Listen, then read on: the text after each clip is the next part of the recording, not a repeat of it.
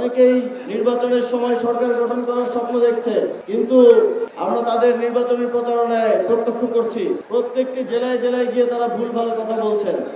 আমরা দেখি যে বিভিন্ন আসনে, আমি সারা দেশে যখন কয়েকটি আসনে আমাদের গেলাম, সেখানে দেখলাম যে একটি রাজনৈতিক দলের 3 জন প্রার্থী 4 জন প্রার্থী, অথচ আমাদের 11টি রাজনৈতিক দলের বাংলাদেশে প্রত্যেকটি আসনে শুধুমাত্র একজন প্রার্থী। আমাদের প্রত্যেকটি রাজনৈতিক দলের প্রার্থীরা বিগত 1 থেকে 1.5 বছর মানুষের দুয়ারে দুয়ারে গিয়েছেন, পরিশ্রম করেছেন। তারপরে যখন দেশ এবং জাতির স্বার্থ সামনে এসেছে, তারা তাদের এত পরিশ্রম, এত কষ্ট, নেতাকর্মীদের কষ্ট সব কিছু ত্যাগ করে ঐক্যবদ্ধ হয়েছেন, কাঁধে কাঁধ মিলিয়েছেন।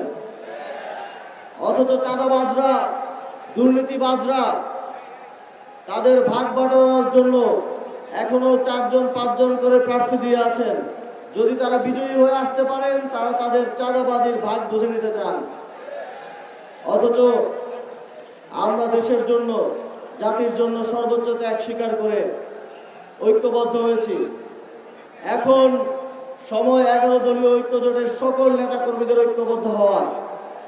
এখন সময় বাংলাদেশের জনগণের ঐক্যবদ্ধ হয়ে 12 ফেব্রুয়ারি ন্যায় ও ইনসাফের পক্ষে, আধিপত্যবাদ বিরোধী এবং সংস্কারের পক্ষে, সুশাসনের পক্ষে 11 দলীয় ঐক্যকে বিজয়ী করে নিয়ে আসা।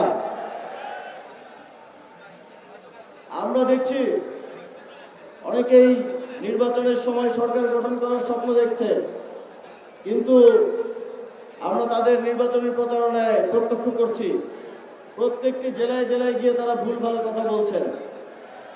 নীলফামারীতে যেখানে মেডিকেল কলেজ আছে সেখানে বলছেন মেডিকেল কলেজ করে দিবেন। কুমিল্লা যেখানে ইপিজেড 25 বছর ধরে আছে সেখানে বলছেন ইপিজেড করে দিবেন। আমরা দেখছি যে ময়মনসিংহে যেখানে ভুট্টা চাষ হয় সেখানে বলছেন সয়াবিনের চাষ হয়। আপনারা যেই দেশকে জানেনই না, এই দেশের কোথায় মানুষের কি সমস্যা, কৃষকের কি সমস্যা, মেহনতি মানুষের কি সমস্যা, সেটাই আপনারা জানেন না, তাহলে কিভাবে আপনারা স্বপ্ন দেখেন যে আপনারা এই দেশকে মুক্তি দিবেন?